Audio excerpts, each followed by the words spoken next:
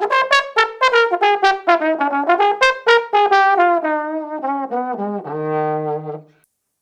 everybody and welcome to this video of myself and Mike Innes. Hi Sam. Mike, we are going to look at an absolute classic, aren't we, of the jazz trombone world? We are indeed, yeah. So 2B is what we have in our hands, and this is the latest version of the King 2B. And Mike, I know many 2Bs will have passed through your hands over the years. Yeah. And maybe tell everyone about the heritage, perhaps, of the 2B before we get into this new one. Well, the heritage is really unsurpassed, I would say. It's a legendary model. It's referred to as the Legend, anyway.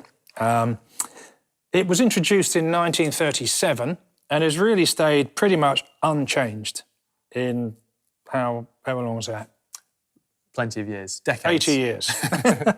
Yeah, it's pretty much, all the parts, are interchangeable with an old one. So I've got a new one here. You could take the tuning slide out and put that straight in a 1937 one. Yeah. So there's obviously something about it that works, I would say, to say the least. Yeah. And this is the latest one.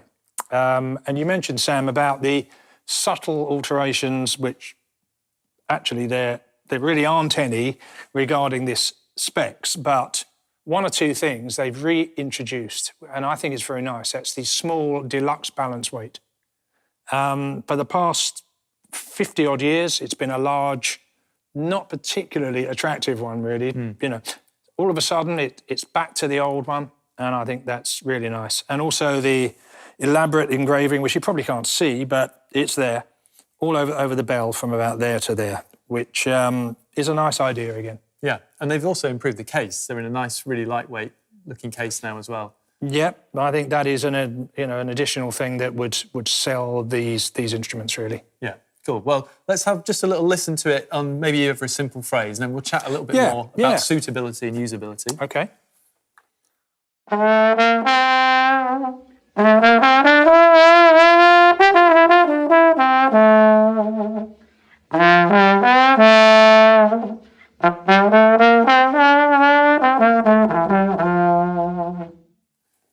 So, from a playing point of view, what sort of situations are you going to find that a 2B is absolutely best suited for?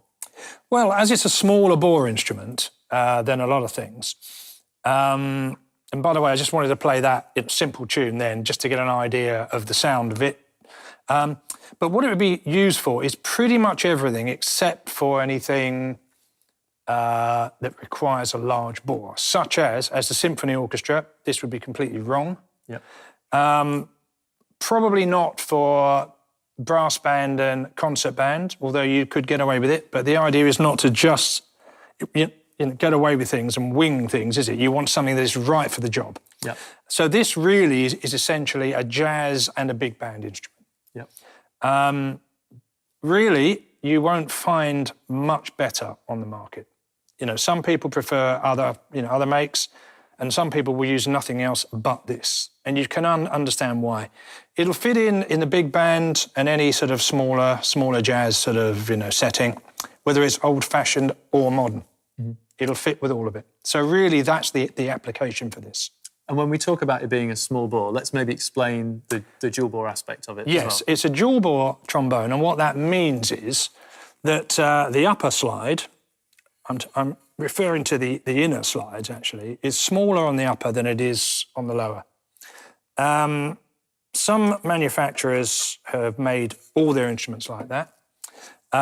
Most these days are not like that, but this seems to work. So you're going from small, slightly larger, and it's opening out to larger, right to the bell. So it's a conical design. And the size on those two legs? The upper leg is 0.481 of an inch, and the lower one is 491 of an inch. So just a subtle difference, but it makes a world of difference.